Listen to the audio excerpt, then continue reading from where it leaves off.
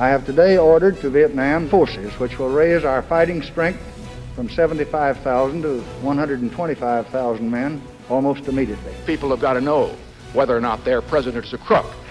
Well, I'm not a crook.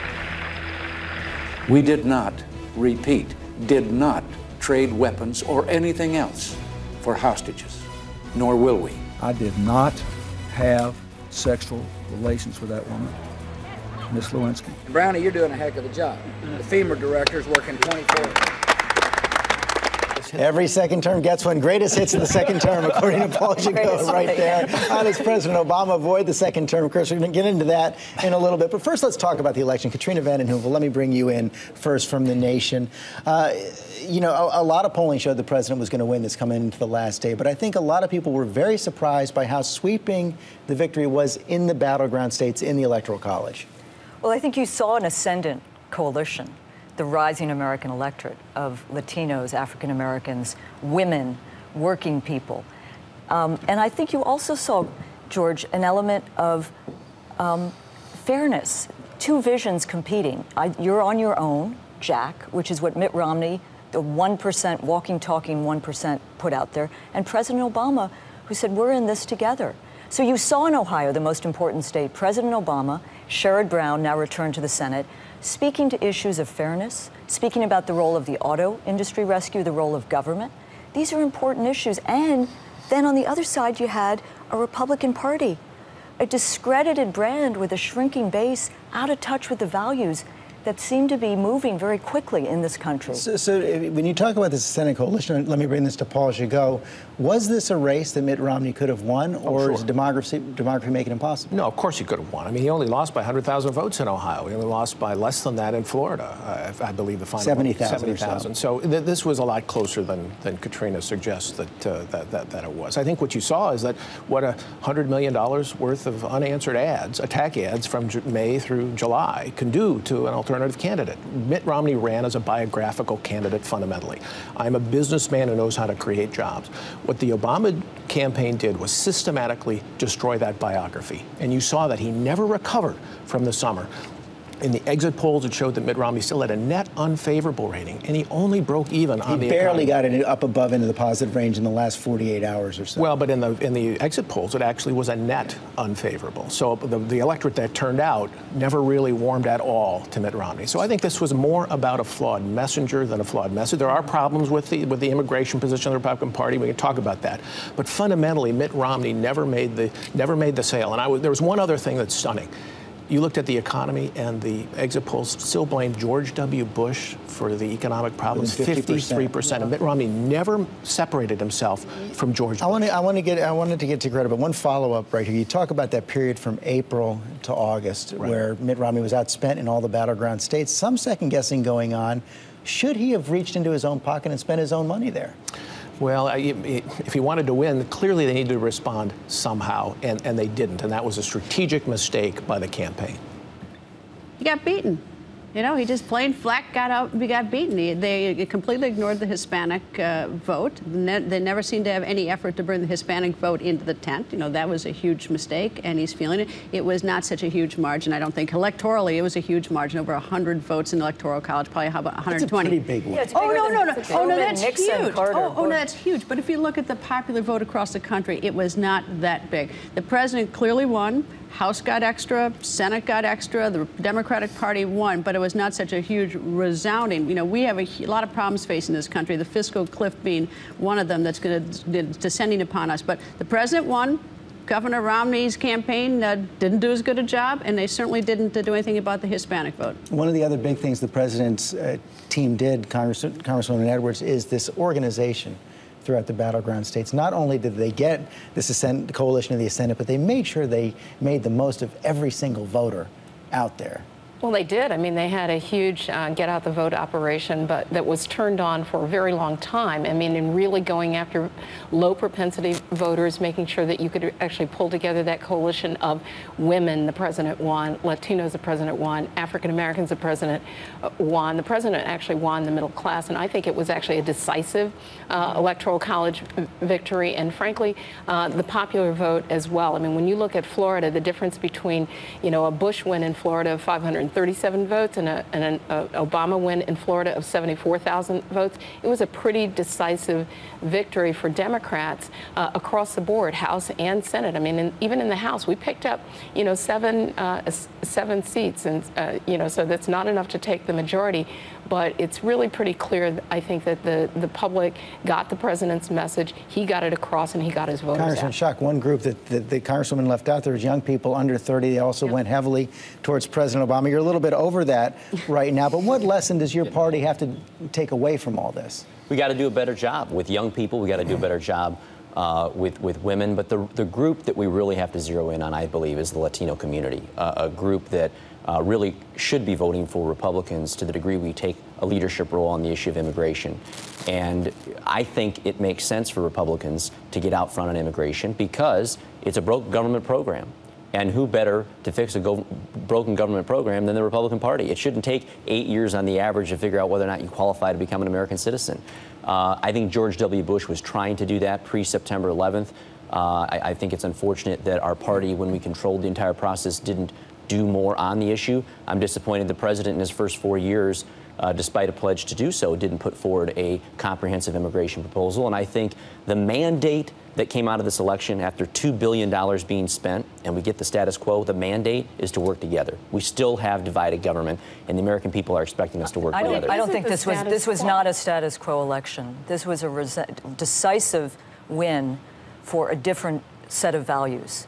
Both the social values, the issues of immigration, of fairness, of dignity, but also of rebuilding a middle class that has been really hit hard in these last 30, 40 years. So that is not a status quo election in my mind. You would have thought that would have gone, though, I mean, if the economic issue were the only issue, you would have thought that But it wasn't. The social values but I'm as just well, saying linked to the economic security. Because, the president had a tough argument to brag on the economy. He had a real tough argument this time. I mean, it has not been vibrant, robust, or anything else. And that was what Governor Romney ran on. Obviously, the voters were not particularly impressed. Although one of the things that might have been happening at the end, you have from September forward consumer confidence going up, home sales going up. You had good jobs numbers basically for the last 6 months. He had a little bit of a wind at his back. But you've also got, but let's not forget the inner city, which everyone seems to ignore. Let's see, the inner city in very tough times for a lot of people. If you look at the numbers that just came out last week on food stamps, the last number is the most recent number is August, went up about 421,000 people in the month of August for food stamps. But we're now at 47 million. But I'm just saying, did not lose the inner city. And nor did it help. But I'm saying is that that the economy in those areas everyone has completely ignored it. In the second term, I think there will be a commitment out of this White House to pay attention to those issues. But it didn't help that the Republican Party traveled the country calling the president a food stamp president. That he has done more in in the recovery program. There was more anti-poverty funding than there had been since Lyndon Johnson's I want to pick up on something. Hold on a second. I want to pick up on something that Congressman Schock was just talking about, immigration, because you've heard that Paul Gigot from a chorus of Republicans since the election. House Speaker John Boehner, Sean Hannity, saying he's evolved on the issue of immigration. You point at me. Is it? Well, do I look like colleague? Sean Hannity, you point at me? But two questions. Will it happen now? And is that enough for the Republican Party? Is it simply fixing the immigration problem the key to the future? It's not the only thing they need to do, but I think it's an important threshold issue for an awful lot of not just Hispanic voters, but also Asian voters. I mean, the Republican share of the Asian vote has shrunk from 42% in 2004, 33% in 2008, 26% this time. Now, why in the world should Indian Americans or Chinese Americans vote so much less for Republicans now than 8 years ago? What's the answer? Well, I think the answer is they're getting a message. They're getting a message that says you're really not welcome. I think part of that is the threshold question of immigration, and the Republicans need to address that. If the iceberg breaks up on immigration, the sort of on the conservative part of the Republican coalition, there has been an unwillingness to consider immigration reform. It's just been closed off. So you saw Mitt Romney not be willing to address that and use words like self-deportation. A lot of us on the right have been pushing for immigration reform for a long time. I don't think, though, the Democrats have done a terrific amount in that area either. I went to that speech that President Obama gave at American University where he talked about what he's going to do with immigration. He had the House and the Senate and then nothing. But neither party has done anything, and they're both intransigent. They won't talk to each other. They won't do it. It's both these parties. But Greta, I agree with you to a point, but don't forget that it took the organizing of the Dreamers to push President Obama to do what he did with executive action. And I think you're going to see more of that. And the Republican Party has been just closed off to any of those voices. When Democrats were in charge of the House, we in fact passed the DREAM Act out of the House and could not break a filibuster in the Senate to make sure that we could move that to the president. No, wait a second now, because it was Republicans who stood in the way of that. And I don't think that getting the Latino and Hispanic vote is just about immigration. Yes. It also is about a core set of values that believes in building the middle class. This is what the president has committed to, strengthening our protections and opportunities for education. Hispanics care about those things. I want to get into that because we've talked about immigration, but of course the big immediate challenge facing both Democrats and Republicans now in Washington, the president, as well, this fiscal cliff coming up on December 31st. And also, it gets into the whole question of what the mandate of the election was. Let's hear from both the Speaker and the President on that. If there's a mandate in yesterday's results, it's a mandate for us to find a way to work together on the solutions to the challenges that we all face as a nation. On Tuesday night, we found out that the majority of Americans agree with my approach. And that includes Democrats, independents, and a lot of Republicans across the country. President there with some tougher talk than perhaps we saw before. But let me go to Congressman Schock with this, because you were echoing the words of the Speaker there, saying the mandate is for people to work together. A lot of reporting that the Speaker was very firm with members of your conference this time around, that he wants to make sure they fall in line behind his leadership on getting a deal. What I'd like to press on is, what does that mean this time around? Is your conference ready to come forward with some revenues to make a deal work? Well, I think as you saw in the Bob Woodward book, the evidence is out there. John Boehner extended a hand of revenue last time, nearly $800 billion of revenue, and the president walked away from the table of $800 billion, wanting over $1 trillion in revenue. I think our conference stands ready behind our Speaker on the issue of revenue, primarily through loophole elimination and deduction elimination, through tax reform. But what we really need from the president is leadership. We need from the president the other side of the ledger. He talked throughout his campaign about a balanced approach. He's talked about raising taxes on filers over $250,000. But the fact is, even if he gets what he wants, which is a tax increase on people over $250,000, that's $80 billion a year when we're running a $1 trillion deficit. So where the president needs to lead is put forward a budget, put forward a plan that deals with the major drivers of our debt. If he doesn't like the premium support program for Medicare, if he doesn't like some of our reforms to the drivers of debt, that's fine. But we can't negotiate with ourselves. And at this point, the House is the only one who has led on these issues. The president had some of those ideas in his in the ideas that he brought to the Speaker. But one of the questions, Congresswoman, is will the Democratic caucus follow him on that? Well, I think that one of the things that the president has said, and we heard this last week, is that he really does want a balanced approach to this. He has put on the table $1 trillion over 10 years with removing the tax cuts for filers over $250,000. And he ran on this. And so it's not like the American people didn't hear what he said during the election and aren't buying. And Paul Gigot, the president does seem pretty determined. And he had Jay Carney come out on Friday as well, saying he's not going to sign. He would veto anything that extends the tax rates for people over $250,000. I listened to all the leaders over the last several days, and I know everyone's saying they want to work together. I think the chances of America going off the cliff are at least 35%. Yeah, I agree with you. I do. I mean, if that was an olive branch, I'd hate to see the stick that the president offered. He really made no concessions at all. And I think the problem that he has is, above all, we're talking like accountants here, all right, and balancing but what he needs above all is growth, economic growth, faster growth, 3 to 4% growth. That's what carried Reagan and Clinton in their second terms. I agree with Paul Gigot. Americans voted decisively for fair share taxes on the richest, for protecting Social Security, Medicare, but also for growth and investment.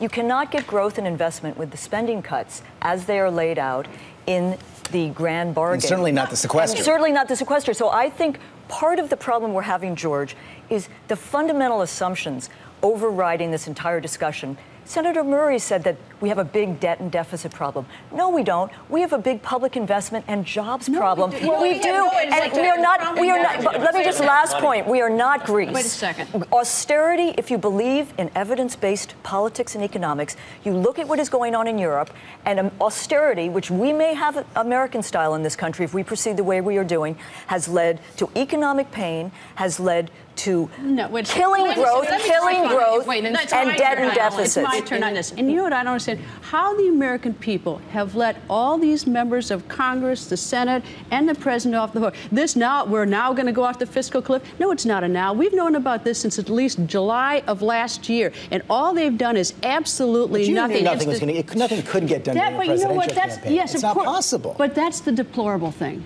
is that we all sort of say, well, that's the way it is. Nothing ever gets done. You know, the American people, I'm surprised at the American people. Everyone knows about this, but the whole government's been on stall. Nothing has been done. They've known about it, and that we're supposed to say, well, that's the way it is. That's the way it's always done. Now we've got this fiscal cliff where a lot of American people are really going to get hurt. The best way to get action is to actually force it. Yes, well, and Greta, I think that what the president has laid out, I think he's been very reasonable. He said, you know what, we do need balance. We'll remove those tax breaks for the wealthiest. We'll make investments that we need to in infrastructure, in education, in research and development, the things that are actually going to make us competitive and actually contribute to the growth that all of us want. And I think that it's incumbent now for a slimmer Republican majority in the House, a larger majority in the Senate, and the president to actually come together where we can. We all actually agree that we need to keep those tax cuts for people making up to $250,000. Let's just pass that and do it. Here's part of the question for you, Congressman Schock.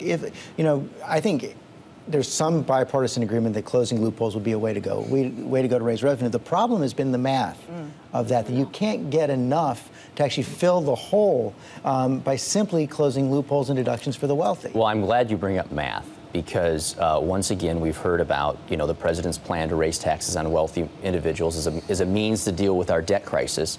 But the reality is the math doesn't add up. We can't tax our way out of debt.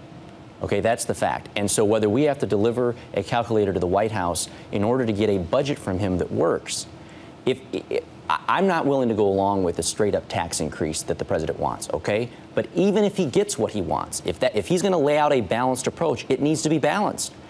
Okay, Mr. President, you want to raise taxes by $100 billion a year or $1 trillion over 10 years.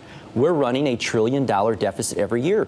The reason why you don't have a lot of optimism coming out of the Republican conference is we've been out there leading with our chin the last 2 years on a budget. The president has criticized us left and right over our proposals and given us no countervailing proposals. George, what strikes me in the exit polls, how about waste? But the thing is, neither party is talking about waste. You're talking about, no, they aren't. They're not.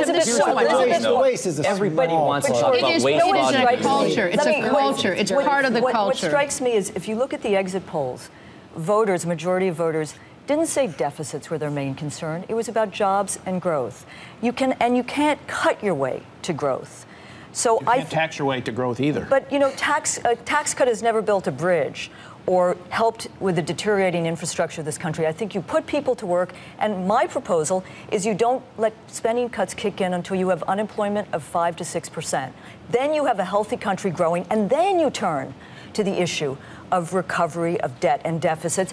I think, though, more important is the president needs to go out to the country and speak to those voters who said that their main priority was growth and jobs. And I think how he does this will set the tone for his second administration. Got that message, and that's why he was out the way he was out on Friday. I want to get to one more issue before we take a break. Kind of remarkable evolution on social issues in this election as well. We saw 3 states pass referendums on gay marriage, legalizing gay marriage. Also, both Colorado and Washington legalizing recreational use of marijuana. And Congressman Edwards, let me begin with you first. We still have a red-blue divide on gay marriage, but this was significant. Your home state of Maryland. Well, that's right. I mean, my home state of Maryland actually passed our Marriage Equality Act, and it passed by, a narrow margin, but it means that we've come, quite a distance. We also passed the DREAM Act in Maryland as well. And so, I mean, I think that what you're seeing is an evolution across the board, and people are saying, you know what, we actually don't need the government in the middle of our bedrooms deciding what it is that we do, and we need to end discrimination across the board. And so whether you're, gay or straight, in Maryland at least, you'll have the ability to get to get married. Is this healthy development, having these initiatives? I think it is, because I think what you're doing is you're seeing really very contentious cultural issues where we have this divide, as you said, being settled democratically. That is, at the ballot box, through a process through which both sides have to accept, because that's the way we do things in this country. And I think letting that play out in the states, as opposed to some kind of judicial imposition from above, is the way to handle this over time. I wonder if this is going to make, you're a lawyer, Greta, I wonder if this is going to make the Supreme Court more or less likely to take on the issue of gay marriage this term. Well, what's so significant about this is that it wasn't a legislature. This was the people of the state speaking. That's what's so dramatically different than any of the state legislatures. This is a big difference in what we have. These are the people in their states and states' rights, and they've made the decision. I think the more interesting is the marijuana, because that conflicts with federal law, and and I don't know how they're going to reconcile that. The Supreme Court is going to have to take that. The Attorney General has been silent on that so far. They didn't want to talk about it. I'm hoping that the President and the Attorney General use this opportunity to ratchet down the drug war, which would really disproportionately benefit Latinos and African Americans. And after all, it's what the three last presidents of this country did when they were young: recreational use of marijuana. They didn't inhale. They didn't inhale. But I think it is, as Donna said, I think you're seeing an astonishing transformation of the tolerance and the social values, and the idea that young people especially don't want government in their bedrooms. If I could, one proposition I find really interesting is the one in California is showing that the kind of anti-tax hysteria has abated. I think that was an important one for the future. Good luck, California, with your economy on what should the Justice Department do now on these issues in Colorado and Washington? Should they enforce federal law or let it go? Well, I think if I look at Supreme Court precedents, I think that they would be overturned. I mean, it just conflicts with federal law, and it seems to me that... But so did Arizona with the immigration. I mean, they've got also... And they overturned some of that, too. So I don't think this will hold up, at least under current Supreme Court precedent.